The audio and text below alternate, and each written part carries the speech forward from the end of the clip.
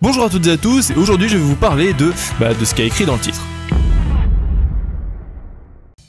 Une fois votre clip importé et converti, insérez-le dans la timeline. Là, allez dans les réglages de droite et ouvrez les paramètres de framing. En déplaçant les curseurs vers la droite ou vers la gauche, vous pouvez effectuer un zoom, un déplacement horizontal, vertical, une rotation, faire ce qu'ils appellent un zoom horizontal, c'est-à-dire étirer la vidéo depuis les bords extérieurs, ou alors faire une dynamique horizontale, c'est-à-dire étirer la vidéo depuis les bords intérieurs. Pour tout remettre à zéro, il suffit de faire CTRL Z sur PC ou alors CTRL Z sur Mac. Enfin, vous pouvez effectuer un flip horizontal, donc c'est comme si vous voyez la scène dans un miroir, ou alors faire un flip vertical, cela permet de retourner votre clip à 180 degrés. Voilà, alors on va attaquer la meilleure partie des mouvements de caméra, parce que là on a vu juste quelques petites options, c'est intéressant, c'est cool, mais comment est-ce qu'on anime tout ça, me diriez-vous? Eh ben c'est super simple, il suffit d'utiliser les images clés, les keyframes en anglais.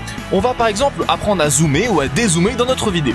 Pour ce faire, on se place au début de notre clip, on clique sur le petit plus de keyframe et on zoome dans notre clip. Ensuite on se place à la fin de notre clip, on reclique sur le petit plus de keyframes et on remet la jauge de zoom à 0 et c'est bon, notre animation est terminée, voilà ce que ça donne.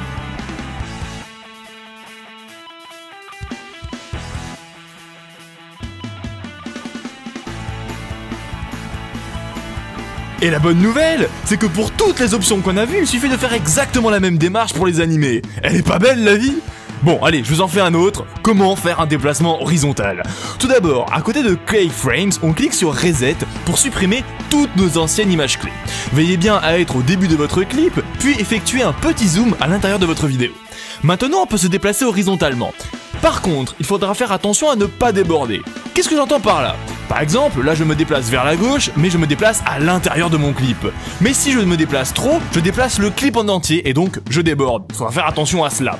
Une fois que je me suis bien placé vers la gauche, je clique sur le petit plus de keyframes et je me place en fin de clip. Je me déplace maintenant vers la droite, attention à ne pas déborder, et je clique à nouveau sur le petit plus de keyframes. Et voilà, notre deuxième animation est terminée.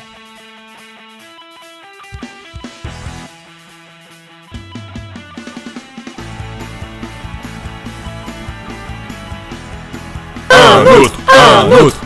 Bon d'accord, je vous en fais un dernier. On va mélanger plusieurs effets. Bon alors avant toute chose, on va supprimer nos anciennes images clés. Comment on fait? Reset. C'est bien, il y en a qui ont suivi. Donc on veille à être au début de notre clip, on clique sur le petit plus de keyframes et on va effectuer une rotation.